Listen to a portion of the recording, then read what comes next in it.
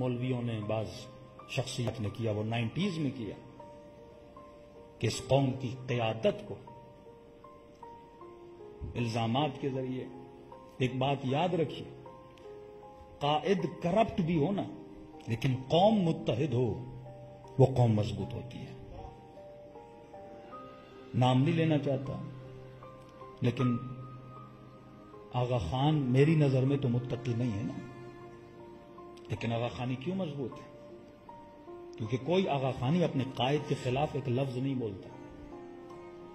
جب قوموں زبان درازی پہ آ جائے نا، انسان ہے جائز الخطا ہوتا ہے، لیکن جب قومیں زبان درازی کرنے لگے، مولا علی کا جملہ یاد رکھنا، فرمائے وہ جتنے اپنے باطل پہ مضبوط ہیں تو اتنا اپنے حق پہ مضبوط نہیں ہے.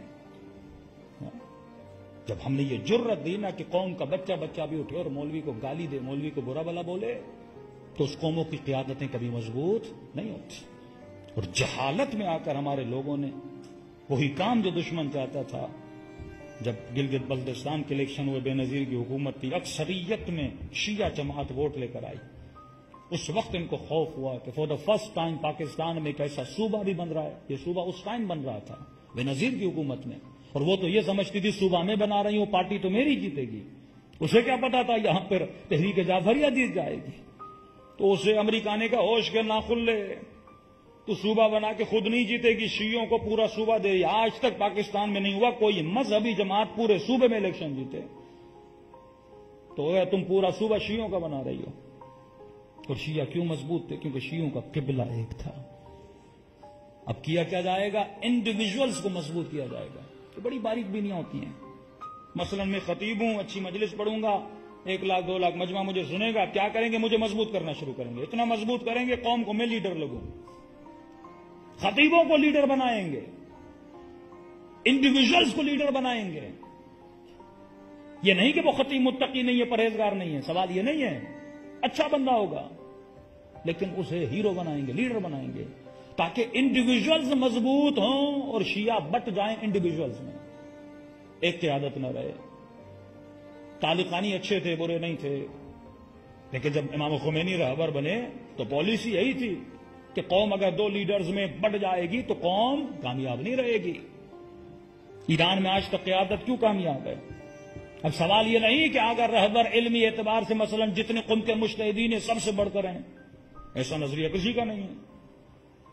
ان سے بڑھ کر مجتہد بیٹھے ہیں جو علمی اعتبار سے، مختلف اعتبار سے، لیکن لیڈر کون ہے؟ رہبر کون ہے؟ تو ڈائریکشن تمہاری ایک ہونی چاہیے. علم اور ہے، رہبریت اور ہے.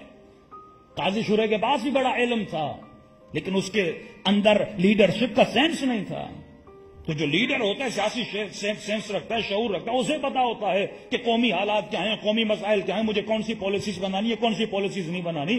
اسے ہڈن چیزوں کا پتا ہوتا ہے، اسے ہڈن خبروں کا پتا ہوتا ہے. لیکن قوم کا ہر بندہ اسے اپنی پالیسی بنانا شروع کر دے. تو جب قوموں میں انڈیویجولز بڑھ جاتے ہیں تو قومیں کمزور ہو جاتی ہیں. اور 90 سے لے کر ابھی تک یہ کام کیا گیا کہ اس قوم میں انڈیویجولز بڑھائے گئے. بحیرہ کو دیکھیے، آغا خانیوں کو دیکھیے، کس طرح اپنی لیڈرشپ کے ساتھ ان کی سچائی ہے. سال میں ہر شہر میں 1 دن میں وہ جاتے ہیں، میں واقعی دیکھتا ہوں. بحیرہ تو بہت مضبوط ہے. ان کا اگر لیڈر بولے تمہیں یہ ٹوپی پہننا ہے، یہ کپڑے پہننے، وہ وہی چیز پہنتے ہیں. اور ہمارے اندر اتنی اطاعت نہیں ہے اپنے لیڈرز کی. تو ان ذرائع سے قوموں کو توڑا جاتا ہے، کمزور کیا جاتا ہے. راز کامیابی یہ ہے کہ تیری ڈائریکشن ایک ہونی چاہیے. جب قبلے متعدد ہو جائیں گے تو بندہ کنفیوز ہو جاتا ہے، نماز بھی کس طرف پڑھنی ہے. یہ نہیں کہ خدا کعبے کے اندر ہے، تمہارے وجود میں نظم پیدا کرنے کے لیے اللہ نے کعبے کی ڈائریکشن دی. اسی طرح قومیں بھی منظم تبھی رہتی ہیں جب قوموں کی ڈائریکشن ایک رہتی ہے. صلوات پڑھے محمد و آل محمد کو.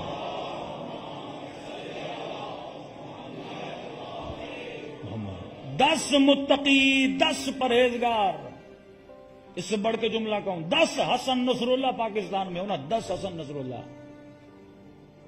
پاکستان کامیاب نہیں ہوگا، شیعت کامیاب نہیں ہوگی. جب ایک حسن نصر اللہ ہوگا نا، تب شیعہ کامیاب ہوگا. तुम 10 मुत्तकी बनाओ, कुछ भी नहीं होगा। लीडर एक होता है, रहबर एक होता है। बात सिर्फ इतनी सी है जो लोगों को समझ नहीं आ रही।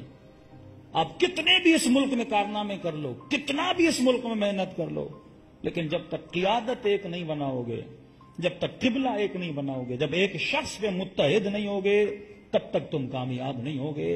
और ये मत समझो तुम्हारे लिए आसानियां पैदा की जा रही हैं, नहीं, वो तेरी मोहब्बत में पैदा नहीं की जा रही, वो इंडिविजुअल्स को मजबूत किया जा रहा है ताकि मुल्क बटा रहे, शिया बटे रहे। ये सियासी क़यादत भी हो, जो भी क़यादतें हो, मुल्क तब टूटते हैं, सूबे तब टूटते हैं। बांग्लादेश क्यों बना? जब क़यादतें दो बनी तो मुल्क टूट जाते हैं। कौमों को इसी तरह तोड़ा जाता है, इंडिविजुअल क़यादतें पैदा की जाएं। अपने मुखालिफों को देखिए, वो मजबूत क्यों हैं? क्योंकि उनकी क़यादतें एक हैं। ईरान तब तक है जब तक एक क़यादत है, ये ज़हन में रखिए।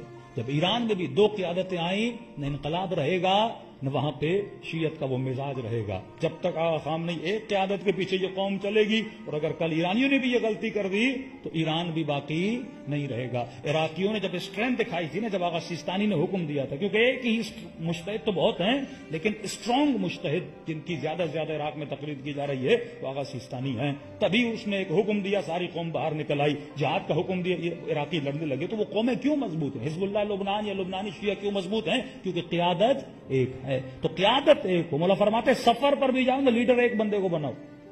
एक काफिला भी 2 लीडरों के साथ नहीं चलता, अंजुमनें 2 लीडरों के साथ नहीं चलती, इमाम बारगाहें 2 लीडरों के साथ नहीं चलती, तंजीमें 2 लीडरों के साथ नहीं चलती, तो शिया 2, 3, 4, 5, 6 लीडरों के साथ कैसे चल सकते हैं? तो अल्लाह ने अक्ल दी है, वह अत्तबिरु या उलुल अलबाब। अगर तू अक्ल का रास्ता इख्तियार नहीं करेगा, छोटा छोटा जाकिर लीडर बनना शुरू कर दे, कौमों को डायरेक्शन देना शुरू कर दे, तो कौमें तबाह बर्बाद हो जाती हैं। तो विलायत का मतलब है सिंगल डायरेक्शन, विलायत का मतलब है तरीक़ वाहिद, विलायत का मतलब है एक ही रास्ते पर, एक ही तरीके पर अपनी जिंदगी गुजारो।